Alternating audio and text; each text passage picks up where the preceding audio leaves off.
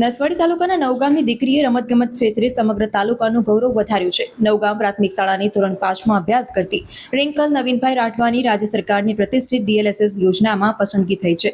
Young talent ટેસ્ટમાં નવગામ પ્રાથમિક શાળાના 4 વિદ્યાર્થીઓએ ભાગ લીધો હતો. ત્યારે જેમાં રિંકલ રાઠવાએ ઉત્કૃષ્ટ પ્રદર્શન કરી શ્રી છોટુભાઈ એ પટેલ લર્નિંગ ઇન્સ્ટિટ્યૂટ મોટા ફોફળિયા ખાતે DLSS યોજનામાં પ્રવેશ મેળવ્યો છે. આ યોજના હેઠળ વિદ્યાર્થીનીને મફત ગુણવત્તાયુક્ત શિક્ષણ, હોસ્ટેલ અને ભોજન, સ્પોર્ટ્સ ટ્રેનિંગ, સ્પોર્ટ્સ કિટ, પુસ્તકો, યુનિફોર્મ, મુસાફરીનો ખર્ચ, દર મહિને 2500 રૂપિયા સ્ટાઇપન્ડ તેમજ 2.5 લાખ સુધીનું મેડિક્લેમ જેવી સુવિધાઓ સરકાર દ્વારા આપવામાં આવશે. રિંકલની આ સિદ્ધિ બદલ સમગ્ર નવગામ અને નસવાડી પંથકમાં ખુશીનો માહોલ છે.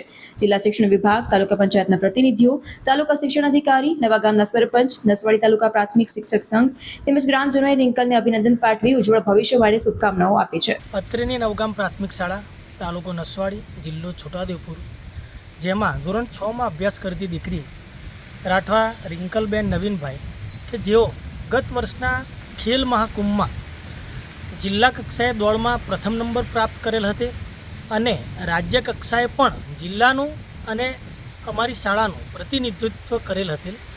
તો એ બાળકીની રાજ્ય સરકારની સ્કીમ છે DLSS, એમાં એ દીકરીની પસંદગી થયેલ છે, જેમાં એ દીકરીને મોટા ફફોડિયા ખાતે આવેલ શ્રી છોટુભાઈ પટેલ લર્નિંગ ઇન્સ્ટિટ્યૂટમાં એડમિશન મળેલ છે, જેમાં તેને વાર્ષિક લગભગ 2.5 લાખ જેવી સહાય મળશે, જેમાં એનો રહેવાનો, જમવાનો અને તમામ ખર્ચ રાજ્ય સરકાર ઉપાડશે.